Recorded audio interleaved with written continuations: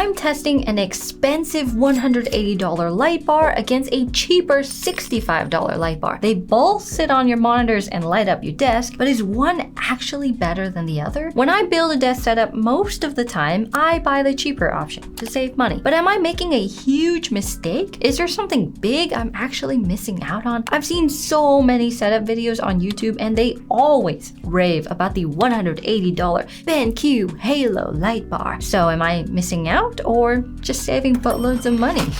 To squelch my FOMO once and for all and find the answers to your unasked questions, I bought both options. We've got the $65 light bar from Xiaomi, which is currently sitting at 5.5 thousand reviews and a star rating of 4.5. Not bad, Xiaomi. And then you have the big, juicy $180 Halo light bar from BenQ. I've always been curious about this one, so we'll see how it stacks up. But at 3 times the price, it's really looking like an uphill battle. Putting them side by side, I might have made a mistake. Did I order the wrong light bar? This one says Mi Computer on the front. Is that Spanish? Mi Computer? Like my computer? But then my brain actually started working, thanks coffee, and I realized Mi is just short for Xiaomi. I get it now. Sort of like how people shorten words that don't need to be shortened, like when people do perf instead of perfect. Ugh. The Xiaomi box also looks shinier and more premium than the BenQ box. It's detailed with a picture of the product on it. You've got a lot of text, whereas the BenQ one is just bare cardboard. They decided, hey, I know you're paying $180 for this, but you're not here for the box, right? You're here for the light bar. Or maybe they're going for an eco-friendly type of packaging. That would be cool. Good job. The BenQ box is also wider, taller, and it weighs almost double the cheaper option. You could say it's big boned. So is the extra weight from just the packaging or is the BenQ light bar better too? I'm starting to see a trend here between expensive versus cheaper products. And usually the packaging is always bigger, sometimes always better too. So inside the $65 light bar box, wow, it actually has some really nice packaging. Well, a lot better than I expected at least. The top has a layer of foam to keep it protected, and all the subcomponents are divided and organized in a nice clean way. And it's held in place by a plastic shell. You get a small circular controller for the light, a heavy clamp, and this is what's going to mount the bar to your monitor. It weighs a whopping 340 grams. That's the same as a 12-ounce can of soda. Then you also get the light bar itself, which actually felt surprisingly light at only 142 grams, maybe a third of a can of soda. Wait, what's this? Are they magnetic? They just snap together? That's awesome. I was thinking I'd have to use screws or something to connect them, and that's actually pretty cool. And for some reason, they included an encyclopedia-length manual in the box. Wow, encyclopedias? Remember when those were a thing? I used to read those for fun. Anyways, this chonky thing seems way overkill for a light bar. And that's all the components. All that's left is removing the plastic with these little pull tabs, and it's not bad at all. So let's see how the $180 light bar stacks up. Upon opening the box, I realized I had been bamboozled. What I thought was an ugly box was simply a box to protect the box, the real box. When you pay the big bucks, you gotta protect the box too. It's just rich people things. Not that I would know. The inner box is pretty nice, but still not quite as nice as the Mi Computer one. I guess they used all their budget on the outer box. So inside you have the light bar controller and what's this? The entire light bar, the clamp, and the cable already pre-assembled? What is this sorcery? So when you pay extra, I guess you also get more convenience too. I'm actually not a fan of the already attached cable. If it breaks, you're out $180 and SOL. Whereas the detachable cable on the cheaper option is super easy to replace with any old USB-C cable. Although I guess it is nice to have no assembly needed, but when looking at how easily the Xiaomi just snaps together, it already feels effortless. So I'm gonna need to see a lot more from BenQ to make it worth the price. That being said, you do get a few items that you don't get with the cheaper light bar, such as this little mount for curved monitors and this thick piece of foam as well. The BenQ does have a normal sized manual, unlike the mammoth one from Xiaomi, but I like encyclopedias. Don't you? I also found this little QR code inside the box, and out of curiosity, I scanned it, and it brought me to a web page about colored monitors for Mac. That makes no sense. I was expecting like a welcome message or something, not to be dumped on some weird sales page. Maybe like a thanks for buying BenQ, but this is the life of a consumer. You don't know what you're getting. Just more ads. Let's try not to lose anything, because if this BenQ monitor sucks, I'm gonna return it. It costs way too much to not return it. With both light bars fully unboxed, we can begin our inspection. Side by side, you do get a lot more from the BenQ, but there's one big thing that seems to be missing from the Xiaomi. Batteries. Please don't tell me you need to buy these separately. No. The BenQ controller requires 3 AAA batteries, which you can access from a magnetic cover underneath it. It also came with the 3 AAA batteries in the box. Score! Wait, this can't be right. When you go to install the batteries, they tell you to put them all in the same direction. After decades, 30 years of alternating batteries when you install them, this just felt wrong and sort of unsettling, but strangely more convenient. Like, why aren't they like this in the first place? Rich people don't have to rearrange their batteries. The Xiaomi, on the other hand, does require 2 AAA batteries, so 1 less than the BenQ, but it doesn't come with any batteries at all. It's like getting toys on Christmas only to realize they all need batteries, and surprise, they're all out of stock at the store.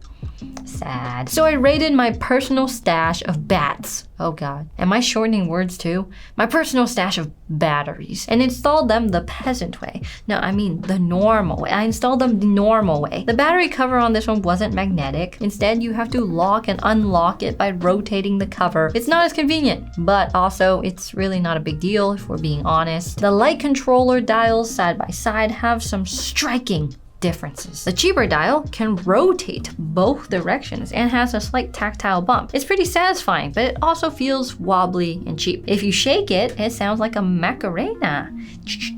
It is me computer after all. These are so lame. You can also press the dial down, which is probably to turn on the light bar and off, but I could be wrong. The BenQ dial can also rotate, but it really glides and feels ultra smooth. It definitely feels more premium and stable with some metal accents on it. Ooh. It's also slightly angled, making it easier to reach and see while sitting at your desk. And when you shake it, it's completely silent, which makes the build quality feel much more superior to the cheaper Xiaomi dial. It also has a lot more going on, with multiple icons on the face of the knob and a nice textured finish. I am curious about what all these little controls do, but BenQ is looking pretty impressive, like it's starting to earn those buckaroos, but it's still too early to say. The light bars themselves both look like light bars, if I'm being honest. The biggest difference between them is the length. The BenQ bar is a whopping 2 inches longer than the Xiaomi. That's right, 2 inches.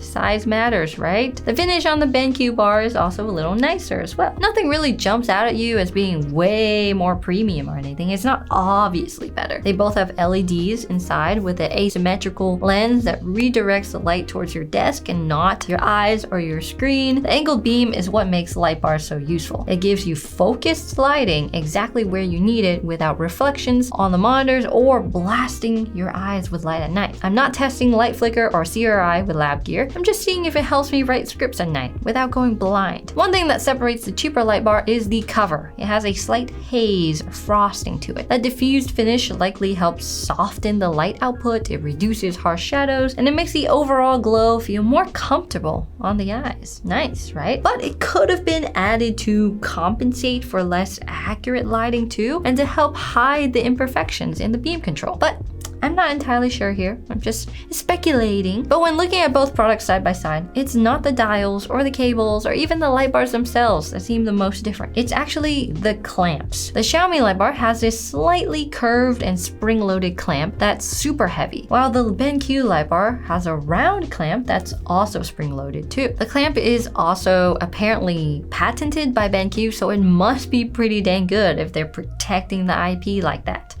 Intellectual property. Or property for intellectuals. So let's get them installed, because this will determine which one is actually worth buying. Because even if it has the best build quality or the best clamp, it's not worth it if the lighting sucks or if it blinds me every time I look at my monitor.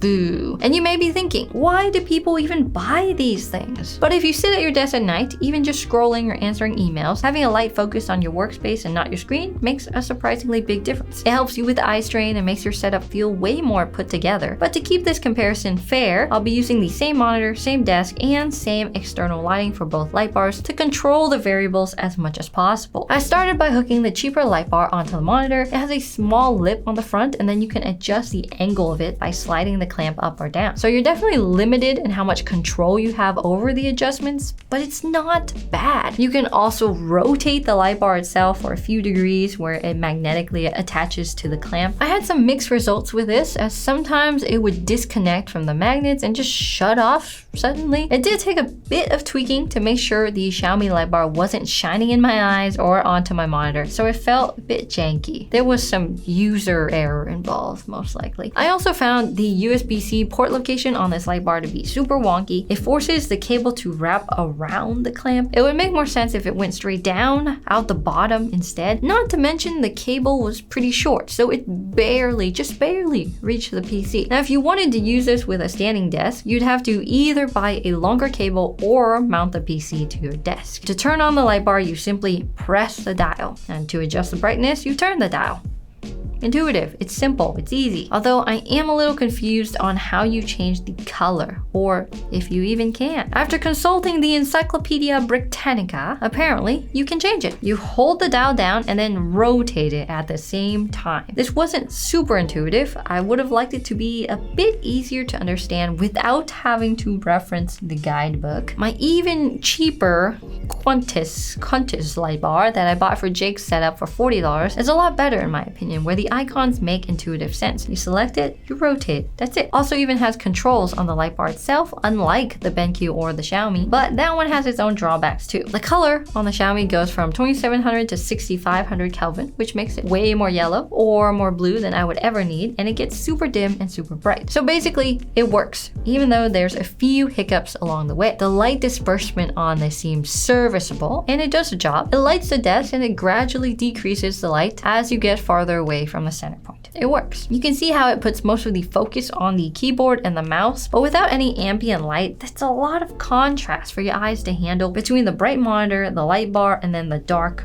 background. We'll see what the BenQ can do. When going to install the BenQ, the cable placement instantly makes a lot more intuitive sense. It's at the bottom, so the cable can go straight down to your PC. You can use it with a standing desk with no issue whatsoever. It has a lip on the front that hooks onto the monitor, just like the Xiaomi did, but now the rounded clamp instantly feels a lot better to use. The shape of it allows for a lot more micro adjustments if you want to tilt the light bar at all, and I can see how this could work with a lot more monitor shapes, like ultra wides or even curved monitors. It sort of reminds me of a sloth hanging onto a tree and resting and being comfortable and at ease. Also, did you know sloths give birth upside down?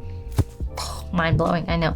Anyways, now that it's installed, you press the center button to turn it on, and whew, I can instantly tell it's better at directing the light. No matter how I adjust it, it just never shines in my eyes. The way the lens directs the light is just so much better, and it's seamless to use. You almost don't even need to adjust it once it's installed.